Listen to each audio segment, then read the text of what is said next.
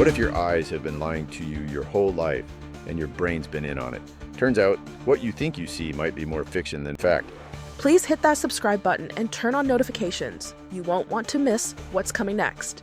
Check the description for trusted sponsors and ways to support the show. Vision problems affect nearly 2.2 billion people worldwide. But here's something wild. Our eyes can only actually see clearly in a spot about the size of a pinhead. The rest is all our brain filling in the gaps.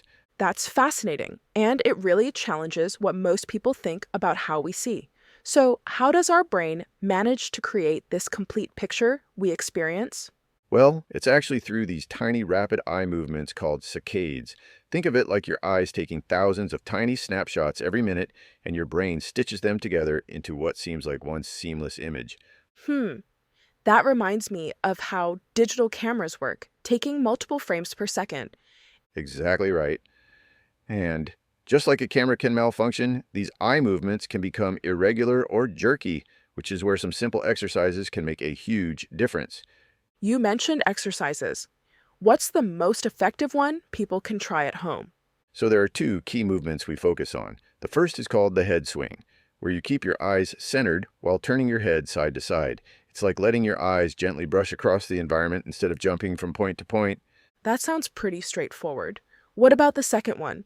The long swing is more of a full body movement. You stand with your feet wider than your hips and pivot your entire body in a 180-degree arc, keeping your nose and navel aligned. What's really interesting is how these simple movements can actually retrain those micro movements in your eyes. But honestly, this brief podcast barely scratches the surface of what's possible. If you want to go much deeper into proven techniques for natural vision improvement, check out the ClearSight method, a complete step-by-step system. I've linked it in the description below so you can explore it after listening. You know what's fascinating about this approach? It's treating vision as a whole body experience rather than just an eye issue. Exactly. And that's where most traditional vision care gets it wrong.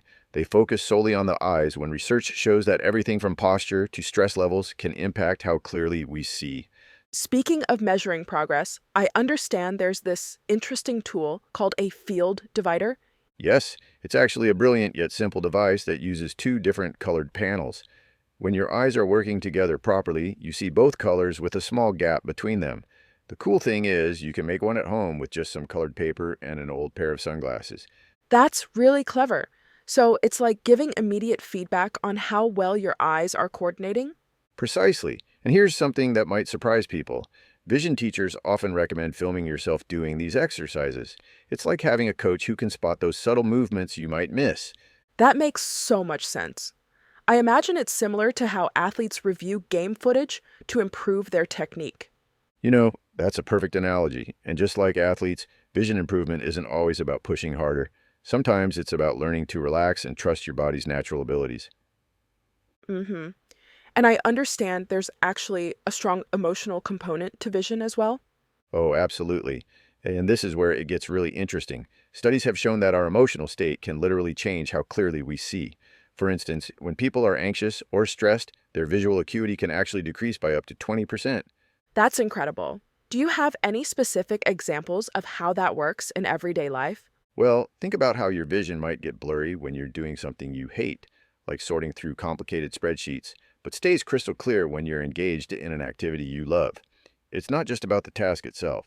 It's about your emotional relationship with what you're doing. So, in a way, improving vision is also about improving our relationship with what we're looking at? Exactly right. And this connects to something called the growth mindset, which research shows can significantly impact physical improvements. When people believe they can improve their vision, they typically show better results than those who think they're stuck with their current eyesight. That's fascinating how our beliefs can actually affect our physical capabilities. And here's where it gets even more interesting. Studies have shown that our brain actually filters out about 95% of the visual information it receives. We're literally choosing what to see based on our beliefs and expectations. Well, that certainly explains why two people can look at the same thing and see it completely differently. Right. Remember that viral dress photo from a few years ago? That wasn't just about different people having different color perception. It was about how our brains make assumptions based on context and previous experience. So, how do we start challenging these assumptions to improve our vision? One effective approach is what vision teachers call strains and gains journaling. You track everything that affects your vision, both positively and negatively. Most people start by noticing obvious things like lighting conditions, but soon they discover patterns related to emotions, stress levels, and even different types of activities. That sounds like it could reveal some surprising connections. It really does. And what's particularly interesting is how this awareness often leads to improvements in other areas of life. And again, this conversation only touches the surface. The ClearSight method gives you the full picture, daily habits, mindset shifts, and practical exercises, all designed to help you see more clearly and comfortably. You'll find the link waiting for you in the description below. People report better posture, reduced stress, and even improved emotional awareness, all from paying attention to their vision patterns. This whole approach seems to challenge the conventional wisdom about vision problems being purely mechanical issues. That's right. And here's some data that backs this up. Research shows that about 70% of visual processing happens in the brain, not the eyes.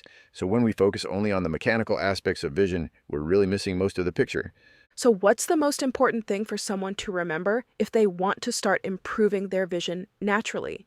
Well, the key is understanding that progress isn't linear. Studies show that vision improvement typically follows a pattern of rapid gains, plateaus, and sometimes temporary setbacks. The trick is using those plateaus and setbacks as learning opportunities rather than getting discouraged. That reminds me of how elite athletes train. They expect and plan for these natural fluctuations in performance.